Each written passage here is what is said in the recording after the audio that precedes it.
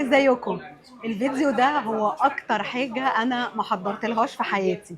لو انتم متابعيني من قبل كده فانتوا عارفين ان انا اسمي هبة عادل، واني بقالي فترة بعمل فيديوهات بالفورمات القصير، وبقالي كتير جدا جدا عايزة اعمل يوتيوب شانل. ليه بقى؟ لان اليوتيوب بيديني مساحة اتكلم وارغي. الثلاث دقايق بتوع الفيديوهات القصيرة مش كفاية بالنسبة لي خالص، انا عايزة مساحة اتكلم. وحتى كتير من اسئلتكم اللي بتبعتوها لي بحس اني عايزه وقت اكتر اتكلم فيه، عايزه ارد باستفاضه اكتر، عايزه اتكلم في مواضيع اكتر. الموضوع جه مش متحضر خالص. انا بحضر ال 1 بليون سامت في دبي، اللي هي قمه المليار متابع. ودلوقتي انا جوه اليوتيوب ستوديو في ال 1 بليون سامت، ولقيت ان دي احسن فرصه علشان اصور اول يوتيوب فيديو ليا. اهلا بيكم في قناه اليوتيوب بتاعتي. عايزه هنا اني اكمل اعمل نفس نوع المحتوى اللي انتوا بتتابعوني عشانه في الفيديوهات القصيره، اللي هي فنون الرد. والناس اللي متابعيني من بره كندا ومهتمين انهم يعرفوا اكتر عن الهجره، الناس اللي عندهم اسئله عن الحياه في كندا وكل ما يخص الحياه في كندا. وعايزه كمان اشارك معاكم حلم من احلامي اللي نفسي احققه في 2025. من اكتر الاسئله اللي بتسالوها لي: هبه، انت ليه مش بتتكلمي عن التربيه الايجابيه رغم ان انت سيرتيفايد؟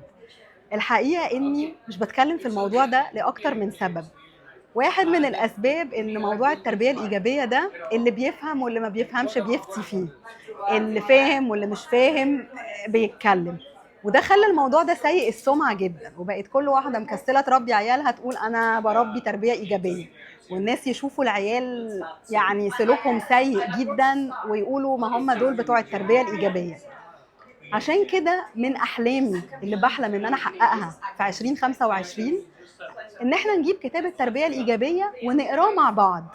انا مش هقول لكم معلومات من عندي، انا هقرا الكتاب معاكم وانتوا تحكموا الكتاب بيقول ايه. في كلام كتير قوي غلط بيتقال عن التربيه الايجابيه، لكن نفسي يبقى عندي فرصه ان احنا نصحح المفاهيم دي ونقول بالظبط هو كتاب التربيه الايجابيه بيقول ايه. دي من الموضوعات اللي نفسي جدا ان انا اتكلم فيها. من الموضوعات التانية زي ما قلت لكم كده، انا يعني اعتقد ان انتم متابعين المحتوى بتاعي، نفسي اعمل نفس المحتوى بتاعي بس بفورمات اطول، نتكلم اكتر. بحب جدا اجاوب على اسئلتكم اللي انتم بتبعتوها لي، فمن فضلكم ما تبطلوش تبعتوا لي اسئله، ما تبطلوش تبعتوا لي مواضيع تحبوا ان انا اتكلم فيها. وطبعا هستنى الفيدباك بتاعكم عن اللونج فورمات او الفيديوهات اللي بشكل طويل او مدتها طويله، وتقولوا لي ايه رايكم، وتقولوا لي حابين ان انا اكمل اعمل فيديوهات طويله ولا اكتفي بالفيديوهات القصيره. تاني مرة هقول لكم دي أكتر حاجة مش متحضرة أنا عملتها في حياتي. أنا كنت معدية دخلت الاستوديو عملت الفيديو.